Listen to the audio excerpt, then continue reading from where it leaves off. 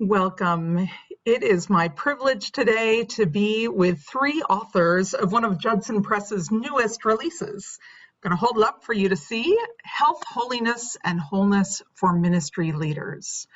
Before I have our authors introduce themselves, let me introduce myself. My name is Jennifer Sanborn, and I am privileged to serve American Baptist Home Mission Societies as Program Director for In Support of Excellence. We'll get a chance to mention that later on in our conversation series. But I want to just thank you for taking this time to be with us today and invite you to imagine that you are sitting with us in a living room, perhaps, or on a back porch in the sunshine, having conversation with one another about this important book and the privilege that it is as leaders to serve in ministry. This will be a multi-part conversation series. It's a small book, but a full one. And so we want to make sure that you as readers have the opportunity to engage this in multiple ways. So thank you to our authors for agreeing to be in conversation with us about this work that really represents the culmination of years of their own work. I'm going to have them introduce themselves now. And I just want to say to these authors, Jay Matthews, Christina Gutierrez, and Ross Peterson, that I feel like I know you, that though we have only spoken once, that we have never sat in person together, and I have just had the privilege of reading your work and your words. I already treasure the contributions that you make to the world of ministry and who you are as people. So thank you. Thank you. We so often think of ministry as a calling, and if you pull any pastor aside, you can get a pretty lengthy answer if you say, what is your call story? So I want to invite each of you to introduce yourselves by sharing your call story in whatever form you'd like to share it. Obviously, not necessarily the full every twist and turn version, but what is it that spoke to you to arrive at this place of serving ministry leaders in the way that you do? Who goes first? You. Okay. Well, I've heard a lot of call stories, and I think they divide into two kinds. There's the dramatic one-time sort of episode, and then there are several stories that sort of build up, any one of which doesn't really sound like a call, but when you put them all together, they do make sense. My call was certainly the latter type, and just want to tell one brief story from it, which involves a horse. In my very first parish, I was called to serve a small church in a rural area in New Hampshire, in southern New Hampshire. And the very first Sunday, at the end of the service, I was greeting people. I went outside. The weather was really nice, so I was at the front door of the church, kind of on the porch, small porch. And, in my black robe. And in the midst of this, up rides a man who I later got to know as Teddy Hall on his horse. And Teddy didn't get off the horse, but the horse kind of marched right up to me. And Teddy was one of those, young farmers for whom the church was a nice place for his wife and kids to have to spend time. And while he stayed at home doing the necessary man's work, on the farm. And the way the minister fit into this picture was just sort of a piece of furniture that was necessary. But anyway, I'm standing there facing this horse, and my job is to sort of get acquainted in the community. So I go to pat the horse on the nose, and next thing I know, my hand is locked between his teeth, and he's biting down pretty hard. I try to remove my hand and I can't. And Teddy's not about to help me. And, I'm in total panic mode, trying to look cool, trying to maintain some sense of dignity. But it was really a terrible moment. And finally, I was rescued by the horse who let go, but not before he got his message across, which was something like this. You two-legged monkey wearing this silly black dress.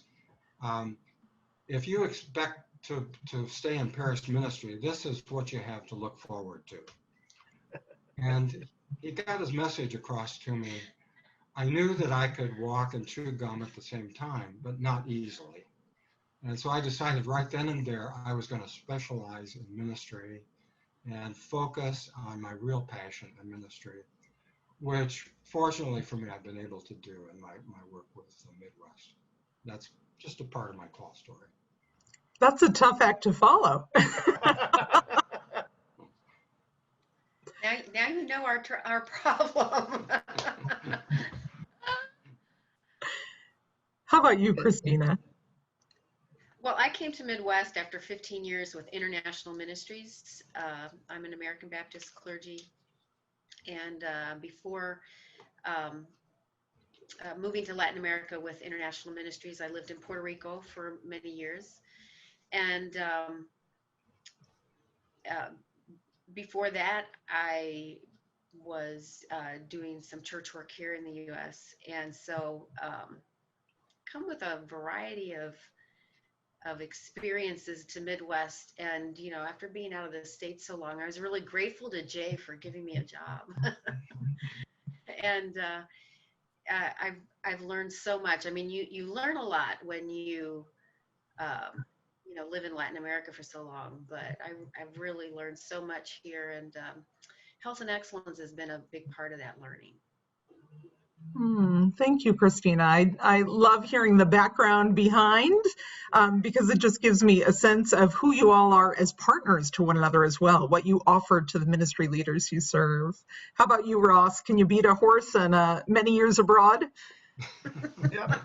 Well, I don't think I can match either of these two stories. I think my core passion in life is to seek understanding. So I did my undergraduate in physics with a theory I could understand the universe, and then switched to a seminary in theology to understand God, and then finally ended up in psychology to understand myself. And I don't think I succeeded at any of those, but that's kind of my driver.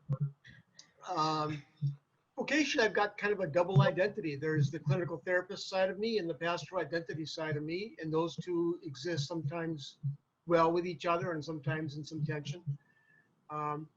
But I did discover with kind of one foot in, one foot out with the church world that pastors seem to think I understood enough that they could confide in me, but I wasn't totally in, so I was a safe person to talk to. And I think that it is what contributed to me eventually connecting to Midwest 15 years ago.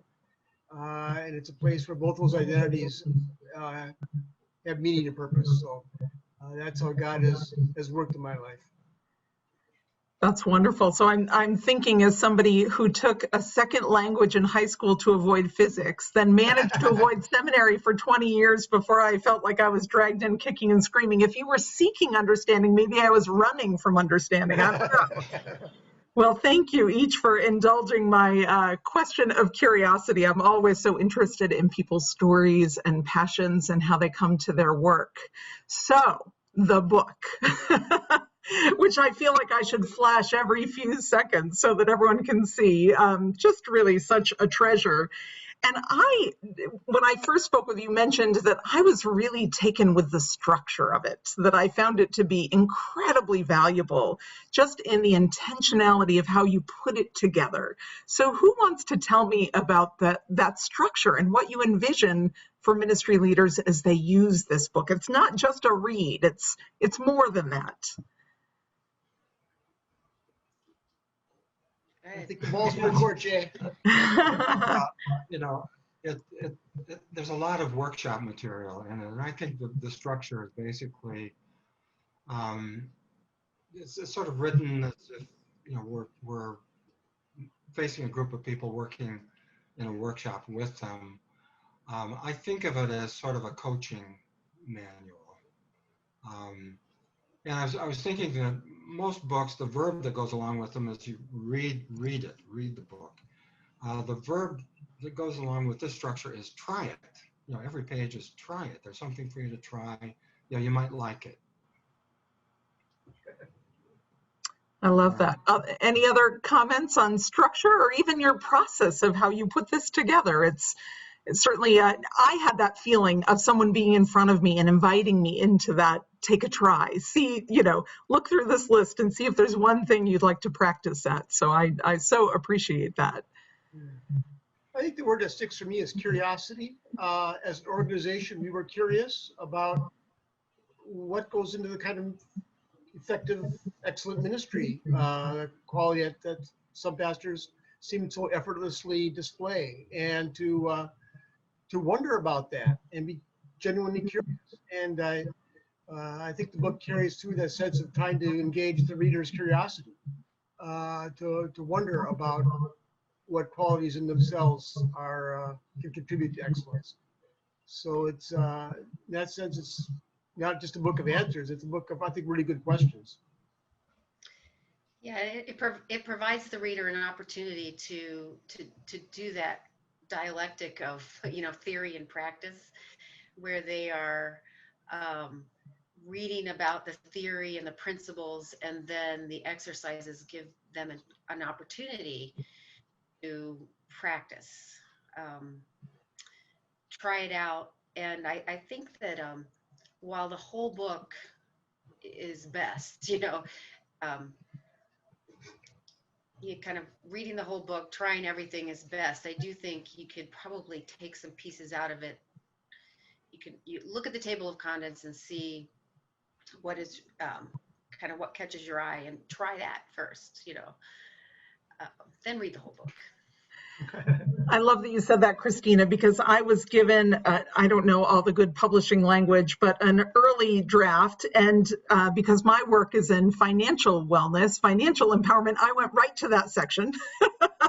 And then I began kind of bouncing around. So when I did sit down to read it all the way through, I went, oh, I'm back at this part again. Oh, I remember this part. So yes, it can be a kind of choose your own adventure where maybe there's something you're really feeling like you need to dig in on and go right there. But then the whole is much more than the sum of its parts. I completely agree.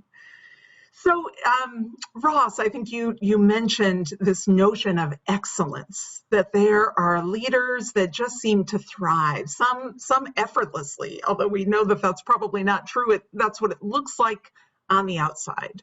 So when you all were thinking about highly effective leaders, what are the characteristics that stand out? How do you each define that or consider that as you think of that? And maybe even name some of the key markers that you lift up in the book.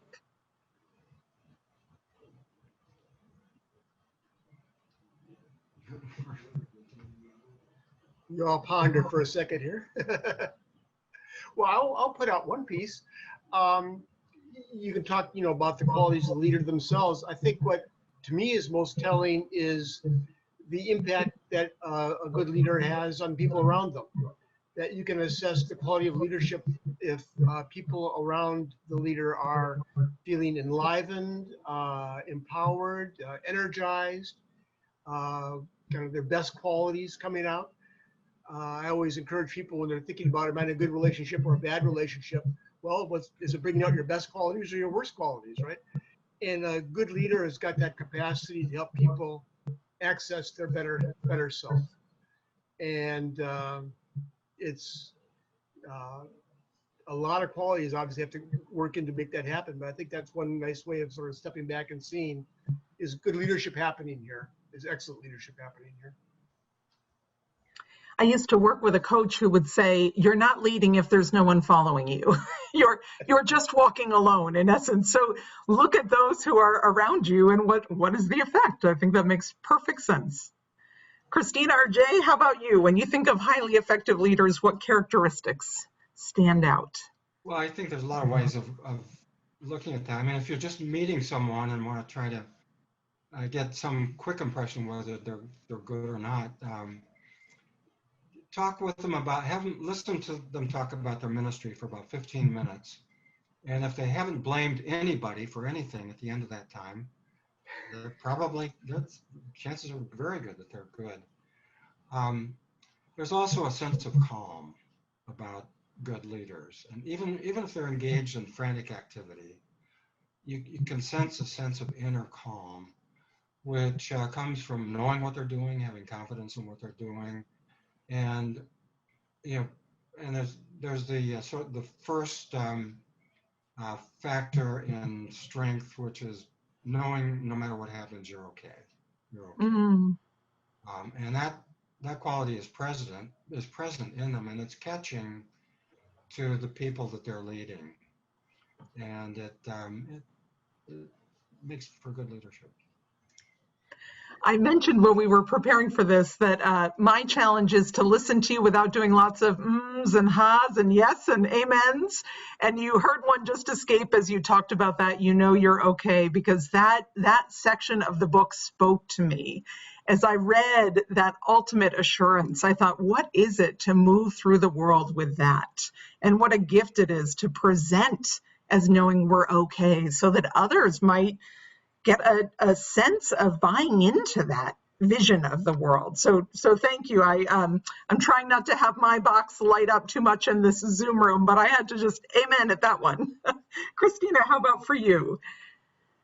Well, I've been thinking that one of the, I mean, I think you see this everywhere, and we've seen it in ministry as well, but, you know, highly effective leaders are not afraid to ask for help when they need it, personally or professionally. And I think that a big reason for that is a concept in the book, you know, the lack of self-concern. You know, their concern is doing the best job they can in their role and helping those around them be the best they can be as well. And it really calls for this lack of self-concern. Thank you for that. And I know that that's a concept that we might lift up and draw out in other parts of our conversation as well. So we began to kind of tiptoe up toward this, but I mentioned at the start that I lead a program called In Support of Excellence. And a funny thing happens when people try to remember the name of the program. They say In Search of Excellence more often than they say In Support of Excellence, as though it's rare. So help me to think through this myth that I hear sometimes, that there are pastors, ministry leaders who are excellent, you know, effortlessly, the call is clear, the gifts are all there. And there are others who just aren't, who are just going to, you know, do their mediocre best and plod along.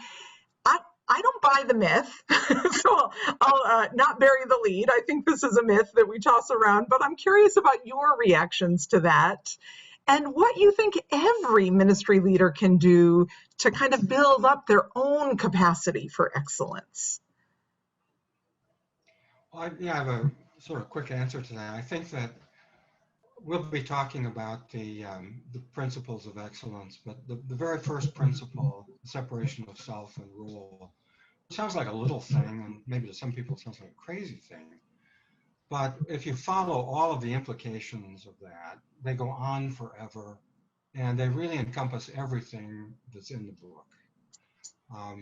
And the fact I believe is that no one is excellent in ministry without following that principle. But an even more important corollary of that is that if you follow that principle and all of its implications, you cannot not be excellent. And doing that is something that anybody can do. I mean, it's understandable, it's doable, anybody can do it. And the other thing for me, I used to, with candidates for ministry, I would describe a situation in ministry and ask them how they would handle it. And I'd get answers that would go anywhere from A+ to D-. And I would probably take anything below a C and say, okay, let's look at this again. I want you to take some time, go into your depths, and think of what is the very best way that this could be handled. And invariably, they would move into the A range, no matter who they were, no matter what they had said. So I believe anybody can do it. Speaking of call stories, my father my dad was a pastor, and he used to pastor this tiny community Baptist church in the Wampanoag community on Martha's Vineyard.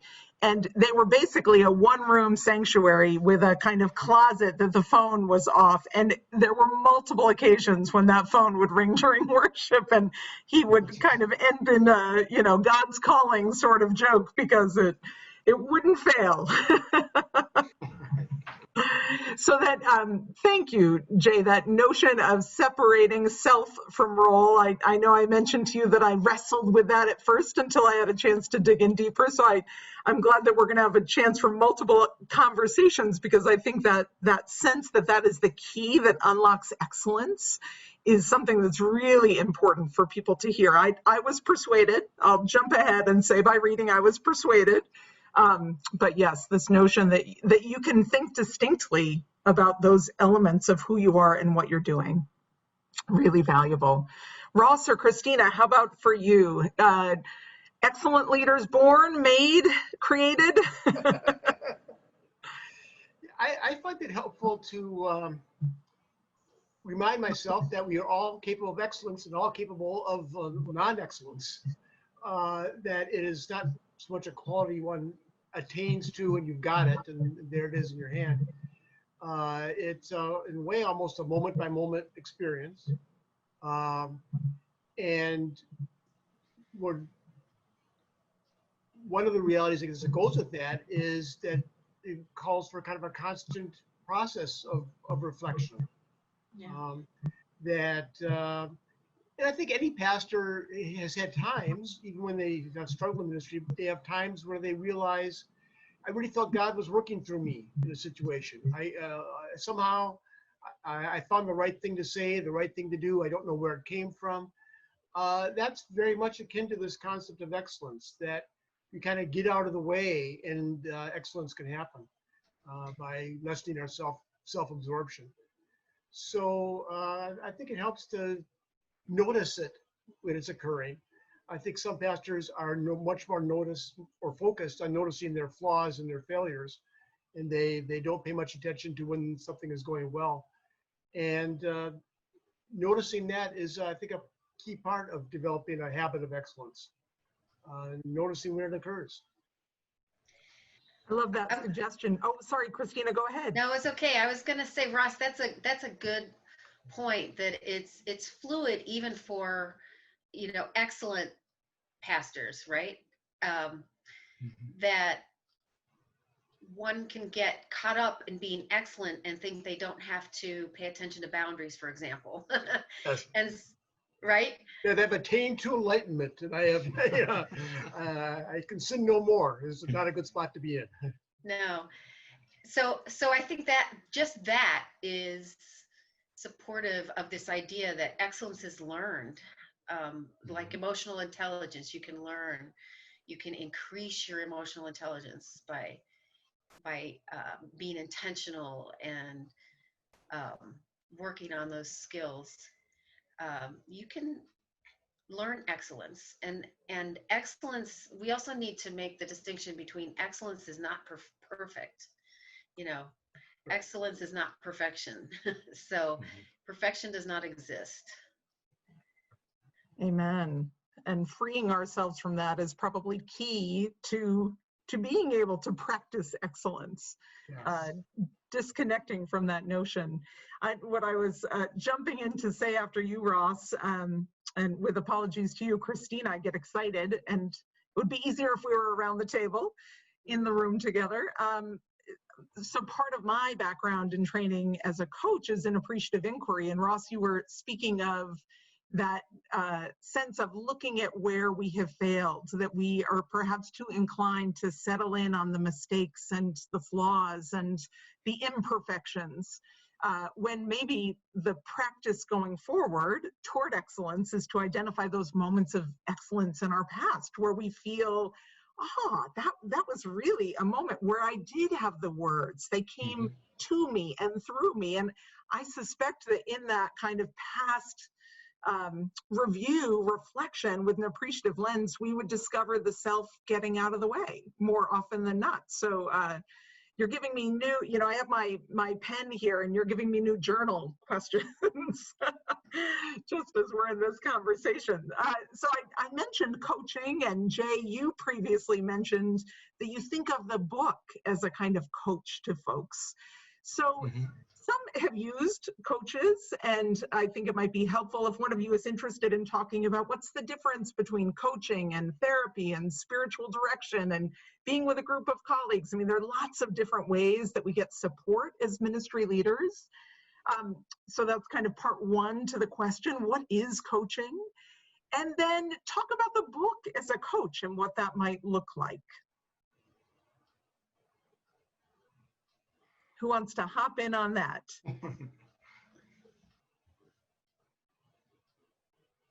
Well, I think as a person who does both therapy and coaching, there is a distinction. In therapy, the focus is so often on the self and exploring that and going in depth. And in coaching, it's more focused on, okay, you're in this particular situation. What can you bring to it? So they're both powerful ways, and all these ways you talk of getting support are all really helpful. Our experience in Midwest has been that pastors who have gotten themselves in big trouble almost always have a sense of personal and professional isolation. They're not connecting to other people. So anything that gets you connecting and being open with therapist, a coach, peers, a mentor is really is essential. Maybe too strong a word. Maybe it's not essential for effective and safe ministry.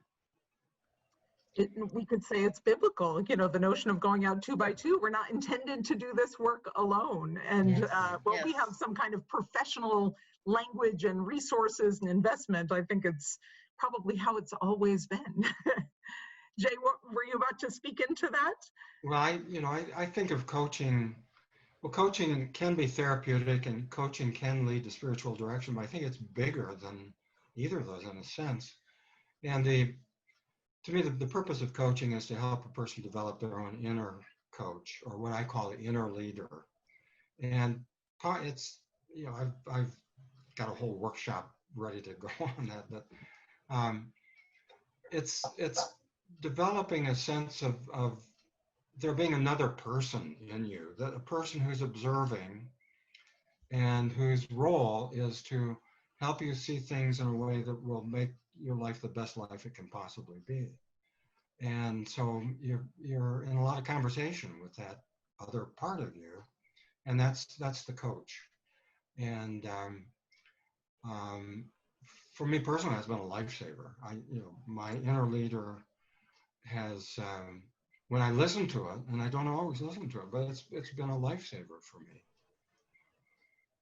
I'm thinking there's probably for all of us a moment where we have heard that inner leader speaking to us and that 1 second of hesitation, and then we plow on forward. So yes, probably taking a beat or two of more pause to say there might be some wisdom there for me to listen to is a way to engage that inner coach.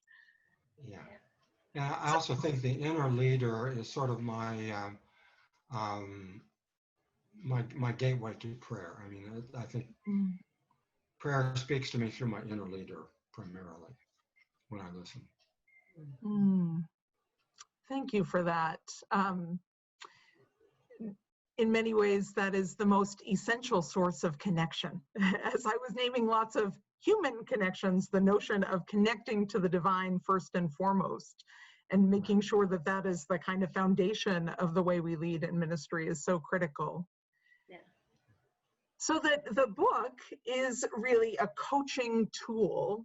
And are there any either favorite exercises or questions or ways of people using it that you want to lift up? I'm in some ways going off script as I change up our questions, but I know that I really treasured that part of it and wonder if there's anything you want to say about that. Well, I think that the exercise at the back is the big one. The Appendix A is specifically looking at different aspects of health and asking you to grade yourself and to take an honest look at how you handle all those different aspects that are listed. So that is the kind of the longest exercise, but each chapter has a small exercise that I think really those first couple of foundational chapters probably are the you will probably go in more depth in those, I think, more personal depth, and kind of looking at your feelings about self-concern and boundaries and things. I was thinking, Ross, you're about to speak. Was there something on your mind? Yeah, one of the the book has all these things that can become your mantra, right? And one that resonates for me is Jay, your concept of moving towards troubled waters instead of dodging them. And I think lots of our motivations in life are fear-based, and we mistakenly think that if I can just avoid getting near trouble, I'll be okay. And to invert that and move towards difficult, challenging situations becomes a way of discovering one's strength, a way of breaking free from those sort of inhibiting fears. And a lot of the exercises involve that, whether it's moving towards something in your external world that is threatening to you, or moving towards something in your internal world that makes you uncomfortable. That is big newsflash here. It's always the path of growth, but that is, it's true.